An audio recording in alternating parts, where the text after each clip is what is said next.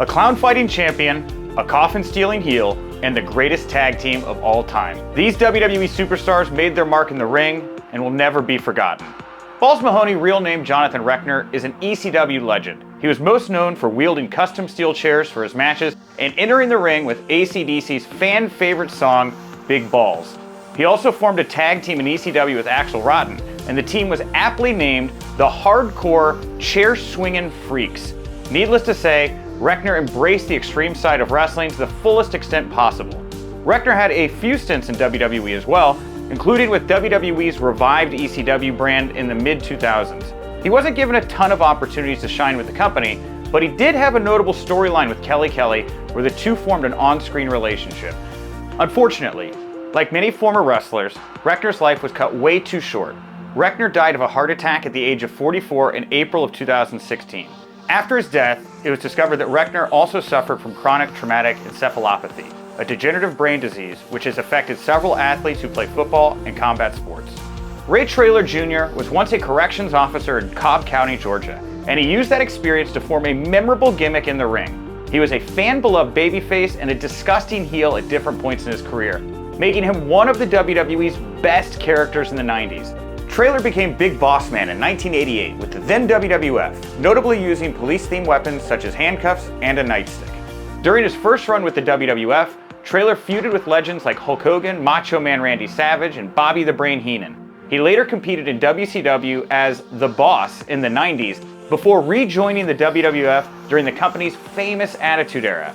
He spent time in Vince McMahon's heel stable, The Corporation, and later participated in a couple of unpleasant feuds when he, in storyline, cooked Al Snow's dog Pepper and, again, in storyline, crashed the funeral of the Big Show's father and drove away with the casket.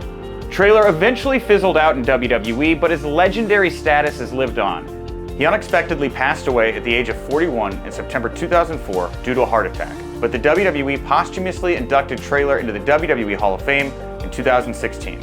Among all the superstars who have graced the presence of wrestling fans over the years, nobody has had a look quite like Nelson Frazier Jr. Standing at 6'9" and almost 500 pounds, Frazier was a massive man of several names in the WWE, going by monikers like Mabel and Viscera early on in his career.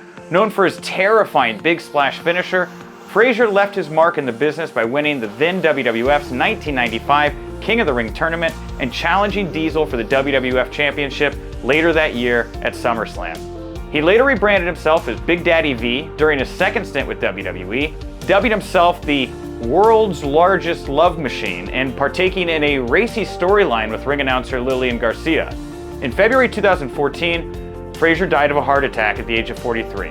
After his death, Frazier's wife filed a wrongful death lawsuit against the WWE, which claimed the company withheld important information regarding the danger of repeated blows to the head suffered while wrestling. She said that Frazier showed signs of CTE in the years leading up to his death, including memory loss, migraines, and depression. There weren't too many guys cooler than Too Cool during the then WWF's Attitude Era. The tag team, which consisted of Scotty 2 Hotty, Grandmaster Sexay, and later Rikishi, was one of the most popular acts in wrestling for a short time thanks to its hip-hop dancing gimmick. The team was also a part of one of the most hilarious segments in Royal Rumble history when all three decided to bust a move in the middle of the match. One-third of Too Cool, Grandmaster Sexay, was actually the son of famous wrestler and commentator Jerry the King Lawler. Real name Brian Christopher Lawler, he had a long stint with the United States Wrestling Association before joining the then WWF. With Too Cool, Brian somehow only won the WWF Tag Team Championships one time, but the team's popularity still lives on. Unfortunately, Brian's post-wrestling career was filled with bad decisions. Brian was arrested a few times in 2009 for issues like disorderly conduct, public intoxication, and failing to appear at rehab as part of a plea agreement. In 2018, he tried to run from a hotel bill and later faced charges for DUI and evading arrest. Following Brian's arrest for the DUI, his life came to a tragic end in July 2018 when he was found dead by suicide in his jail cell and later pronounced dead. Brian was 46 when he passed. Before WWE's 24/7 Championship, there was the WWF Hardcore Championship, which was defended 24 hours, 7 days a week. Only 3 wrestlers can boast over 20 reigns of the Hardcore title, and Crash Holly is one of them. Michael Lockwood started wrestling under the name Crash Holly in 1999, debuting as Hardcore Holly's annoying cousin. Lockwood made a name for himself in WWF as the Hardcore Houdini, winning the Hardcore Championship 22 times by often sneaking up on others and rolling them up for a pin. He even once defended his title at a Fun Time USA. In addition to winning the Hardcore title, Lockwood had one reign each with the WWF Light Heavyweight and European Championships.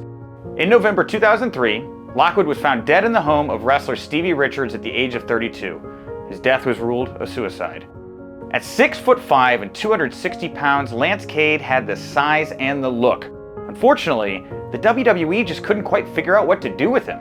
Real name, Lance McNaught, he first teamed up with Mark Jindrak in 2003 and later formed a team with Trevor Murdoch, where they portrayed redneck characters. McNaught and Murdoch had 3 reigns with the World Tag Team Championships, but they never quite caught on with the crowd. Eventually, McNaught went back to being a singles wrestler, but couldn't find a character that worked. The WWE released him in 2008 after an incident on a plane where McNaught allegedly took too many pain pills and had a seizure. After WWE, McNaught tried to regain momentum as a wrestler in other companies, but his time was cut short. He died of apparent heart failure at age 29 in August 2010, and a later autopsy revealed that his death was caused by a combination of a weakened heart and accidental mixed drug intoxication. The Anoa'i family has produced some of the most popular wrestlers in history. Part of that family is Matt Anoa'i, brother of current WWE superstar Roman Reigns and best known in WWE as Rosey. Matt made his debut for WWE in 2002 alongside his real-life cousin Eddie Fatu, who was known at the time as Jamal. The duo debuted as 3-Minute Warning, a heel tag team with a build weight of over 900 pounds that dominated their opponents with their size and strength. The two somehow never won the tag titles together, but they did have one of the coolest entrance themes at the time. After Fatu was released, Anoa'i joined the Hurricane and transitioned into a superhero gimmick. Matt was hilariously the Hurricane's superhero in training, or the SHIT. The gimmick may have been on the silly side, but the two won the crowd over and eventually captured the WWE World Tag Team Championships. The Hurricane eventually turned heel, leaving Anoa'i on his own and leading to his eventual release. In April 2017, Anoa'i passed away at the age of 47 due to issues with congestive heart failure and atrial fibrillation. Are the Road Warriors the greatest tag team of all time? To many, the answer is a resounding yes. Also known as the Legion of Doom, the careers of these two span multiple decades, and they wrestled and won tag team championships in Japan, WCW, WWF, WWE, and various indie promotions. Known for their face paint, spiked shoulder pads, and over-the-top attitudes, the Road Warriors dominated their in-ring opponents while maintaining one of the most badass personas around. Some have attempted to replicate that success, but there's only one Legion of Doom. Those two, along with manager Paul Ellering, were inducted in the WWE Hall of Fame in 2011. Unfortunately, these two legends are examples of 80s wrestlers who were taken way too soon. Road Warrior Hawk, Michael Hegstrand, passed away in October 2003 at age 46, while Road Warrior Animal, Joe Laurinaitis, died in September 2020 at age 60. Both died of heart attacks. Sean O'Haire, real name Sean Hare, is arguably one of the WWE's biggest missed opportunities of the 2000s. He saw success in WCW as a 3-time World Tag Team Champion with Mark Jindrak and Chuck Palumbo, but that success didn't end up translating to the then WWF after the company acquired WCW. Hare and Palumbo came over to the WWF as tag champs, but quickly lost their titles to Kane and The Undertaker. A couple years later, Hare was repackaged with a new gimmick where he tempted viewers and fellow wrestlers to commit sins. It was a unique and intriguing gimmick, and he even notched notable wins over wrestlers like Eddie Guerrero and Chris Benoit. Instead of giving Hare a push though, the WWE decided to abandon the gimmick for unknown reasons. Hare was eventually released shortly after suffering a motorcycle accident in 2003. In September 2014, Hare took his own life at the age of 43.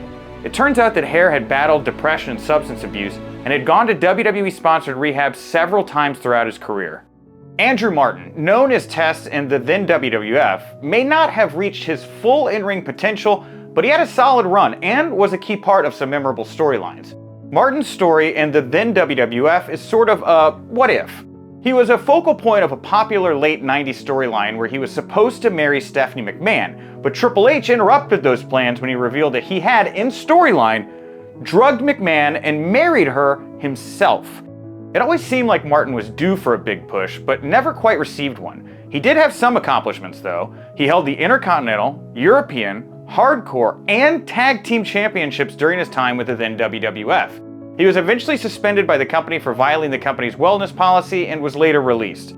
It's not quite known whether Martin was released for violating the wellness policy or for other reasons, but Martin himself implied the parting was mutual. Martin tried to continue wrestling after WWE, but we'll never know whether he would have revitalized his career because his life was tragically cut short. Martin was found dead in March 2009 at age 33 after an accidental overdose involving oxycodone. The aforementioned Eddie Fatu may have debuted in WWE as Jamal with his cousin Matt Anoa'i, but Fatu's most notable run was as Umaga. Fatu was repackaged and re-emerged as Umaga in 2006, attacking Ric Flair in his re-debut. He went on an undefeated streak that lasted for almost a year, earning big wins over John Cena and Triple H and Shawn Michaels. He later challenged for the WWE Championship at New Year's Revolution, but couldn't best Cena, which ended his undefeated streak and maybe his overall momentum. Fatu sadly was never able to capture the top title in his career, but he did manage to win the Intercontinental Championship twice. Eventually, Fatu was let go by the WWE in 2008 due to violating the company's wellness policy and refusing to go to rehab. It later turns out that Fatu may have had trouble with substance abuse. In December 2009, Fatu was found dead in his home at the age of 36 after suffering a heart attack. At the time of death, Fatu had a mixture of prescription drugs in his system, and he also suffered from heart disease. Ashley Massaro had a short run in WWE, but was a standout thanks to her against-the-grain punk gimmick. While fans generally have pleasant memories of Massaro, her experience with the company was anything but pleasant. Massaro took part in a class action lawsuit against WWE in 2016, claiming the company was responsible for her head injuries due to a lack of proper training and diagnosis. That's not nearly the worst of it though. Massaro also detailed an occurrence where she was drugged and sexually abused by a soldier while in Kuwait for a WWE Tribute to the Troops event. Massaro claimed that the former WWE chairman and CEO Vince McMahon encouraged her to keep the abuse under wraps to maintain the company's relationship with the US military. The lawsuit was ultimately dismissed. In May 2019, Massaro was found dead in her home at age 39 in apparent suicide. After her death, a group of female wrestlers launched a GoFundMe to go toward the education of Massaro's daughter, Alexa. Massaro made the most of her short time as a wrestler. She won the WWE Diva Search in 2005 and was thrust into the gig despite having no wrestling training. She ended up learning on the fly and partaking in feuds with stars like Mickie James, Tori Wilson, Candice Michelle, and Melina. If you or anyone you know is having suicidal thoughts, please call the National Suicide Prevention Lifeline by dialing 988 or by calling 1-800-273-TALK 8255.